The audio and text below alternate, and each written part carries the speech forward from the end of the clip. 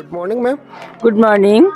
Ma'am, जो आज आपके स्कूल के अंदर स्टेम की जो एक्टिविटीज़ हुई है उससे क्या संदेश देना चाह रहे हैं? मैं ये संदेश देना चाहूँगी कि जो बच्चों ने आज स्टेम के बारे में देखा, खुद अपने हाथों से प्रैक्टिकल किया बच्चों ने, तो ये क्या है, आज की शिक्षा के लिए बच्चों के लिए बहुत आवश्यक है। क्योंकि देखिए आज हमारा देश कहाँ आगे तक पहुँच गया, और जो है अपने जो पड़ोसी देश हैं, चीन है, जापान है, वहाँ देखिए टेक्नोलॉजी कितनी आगे बढ़ गई। तो हमारे बच्चों को भी उसी तरह से आगे बढ़ना चाहिए। ये काम तो बहुत पहले हो जाना चाहिए, लेकिन केंद्र सरकार ने इस ओर इतना वो नहीं किया, तो वो नहीं हुआ। तो ये होना चाहिए और बच्चों को इसकी जानकारी होनी चाहिए, जिससे बच्चे आगे बढ़ें, कुछ आगे सीखें, कुछ आगे करना चाहें। थैंक यू मैडम फीडबैक देने के लिए। ये छोटे छोटे मॉडल बनाना, आपको इतनी अच्छी अच्छी चीज़ें सिखाई ना, आपको बहुत अच्छी अच्छी चीज़ें। और आप लोगों ने इस पे ध्यान भी दिया, खुद अपने हाथ से इसकी प्रैक्टिस की और इसको सीखा। ये बहुत अच्छी चीज़ है, इसको आपको आगे भी प्रैक्टिस करनी चाहिए। आप लोगों से जब प्रोजेक्ट बनवाते हैं, आप वो बना के लाते हैं, पंखे बना के लाते हैं, उसमें इलेक्ट्रिक को लगा के उसको चलाते हैं, बनाते हैं ना आप लोग, है ना। तो आपको और उससे ऊपर आगे बढ़ना चाहिए। उससे आगे बढ़ने के लिए और ऊपर के लिए आपको और अच्छी चीज सिखाई है। तो इसलिए आप लोग ध्यान रखिएगा और आगे बढ़ने की कोशिश कीजिए, ठीक है। गुड मॉर्निंग प्यारे बच्चों।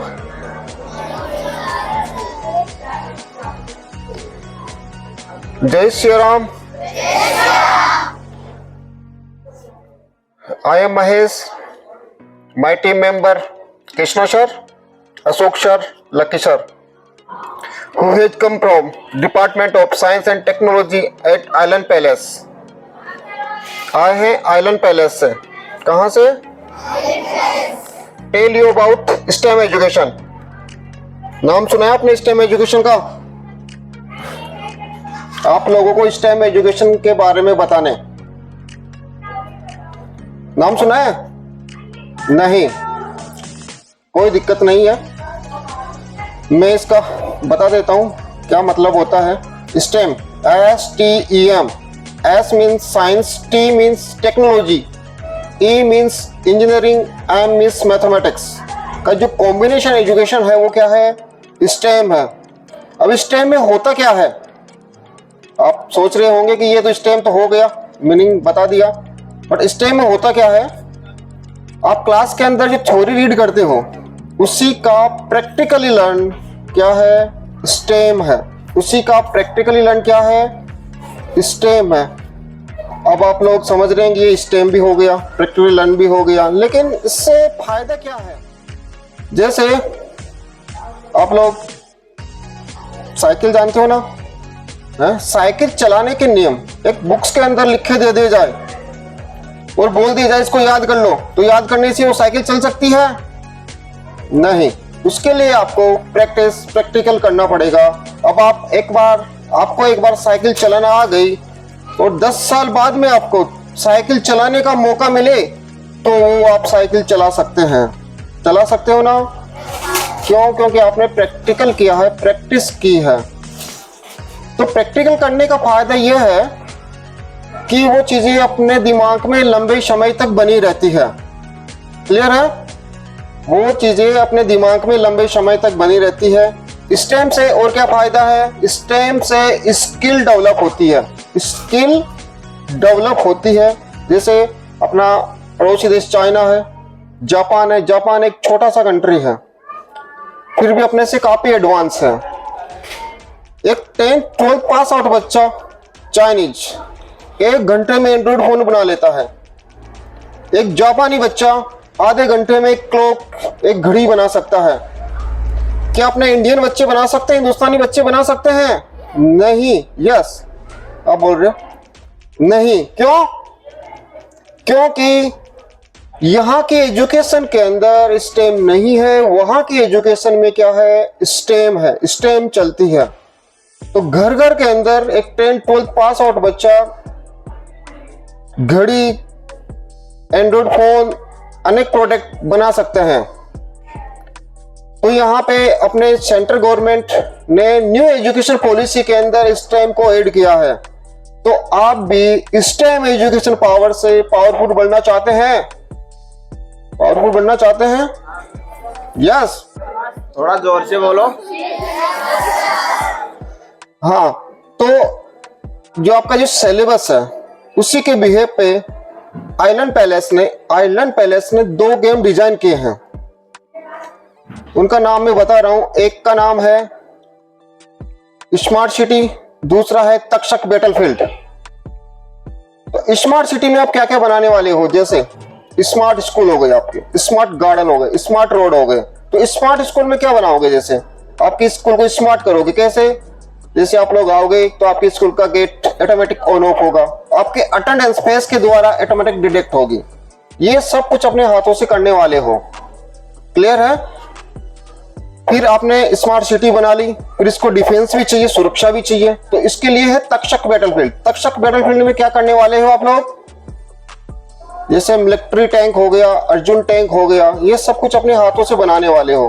आप सोच रहे बनाएंगे, लेकिन जो आपके जो सिलेबस के अंदर दिया हुआ है उसी के अकॉर्डिंग आगे बढ़ेंगे, लेवल बाय लेवल। जैसे क्लास 6 के अंदर टॉपिक है रिलेशन है इलेक्ट्रिक सर्किट, 7th में भी होगा, 8th में भी होगा, ऐसा कुछ है ना। तो वहां पे रेजिस्टेंस सिर्फ नाम सुना आपने, लेकिन आपने अपने हाथों से उसको मतलब प्रयोग नहीं किया है ना। जैसे उनके कनेक्शन सीरीज के होते हैं, पैरेलल के होते हैं, है ना।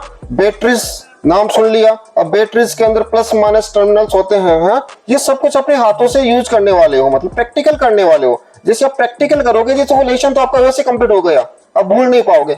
या 6 के जो टॉपिक है 6 के अंदर, उसका लेवल आप इतना बढ़ा देंगे जो 12th में जो टॉपिक है ना वो सारा कवर हो जाएगा। तो 6 के बच्चे 12th तक का सीख सकते हैं। अब सोचो आप तो कितना एडवांस सीख सकते हैं। फिर वो भी प्रैक्टिकल करोगे तो कितना फायदा होगा आपको कि वो चीज लंबे समय तक आपके माइंड में रहेगी।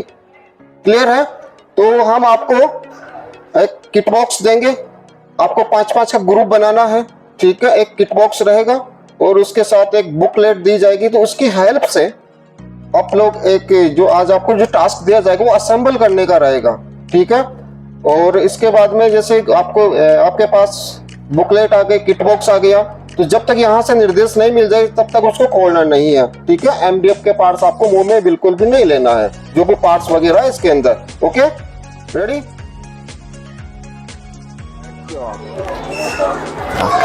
तो आपको सर ने बताया कि हमारे 2 गेम है।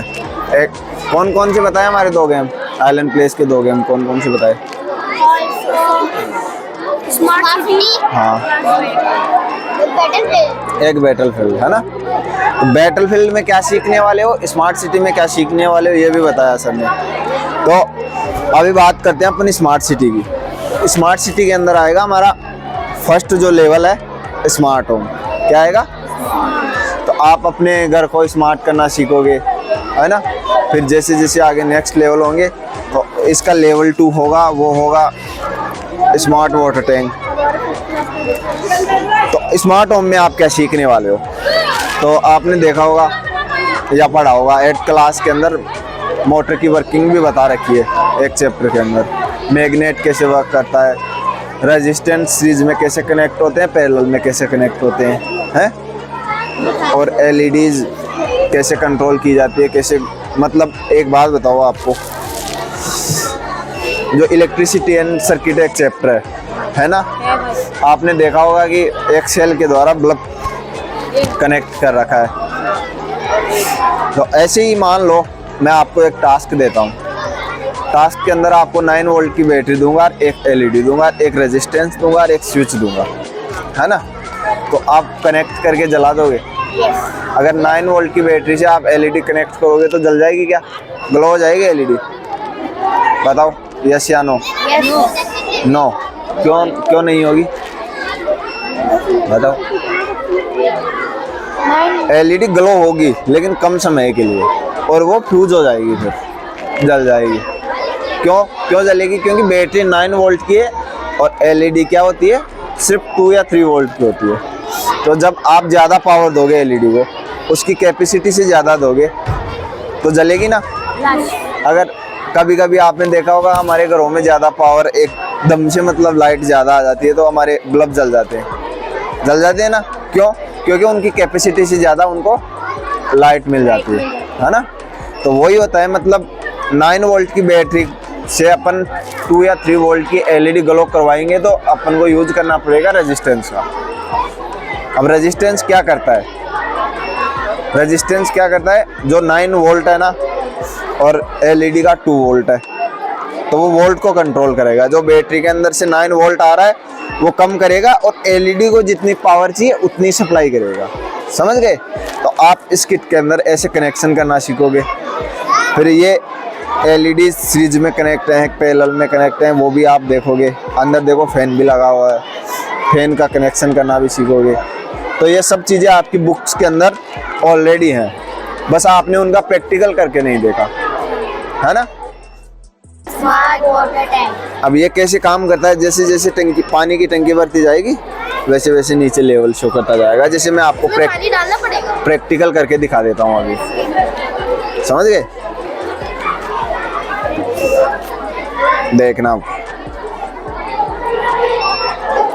देखना अच्छे से।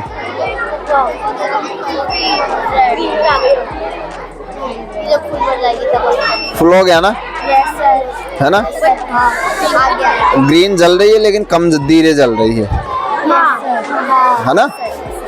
तो ये लाइट के रिफ्लेक्शन की वजह से दिख नहीं रहा आपको। तो ऐसे ऐसे। अब आप एक बात बताओ, अगर आपके मकान की छत के ऊपर पानी की टंकी लगी हुई है, आप देखने तो जाओगे नहीं कि भाई फुल भरी कभी खाली है, थोड़ी बहुत आधी भरी है। तो आपको नीचे से ही पता चल जाएगा कि हमारी टंकी कितनी भरी हुई है, कितनी खाली है। समझ गए? तो ऐसी चीज़ें प्रैक्टिकल करने वाले हो आप। आ गया समझ में? Yes sir. अच्छे से।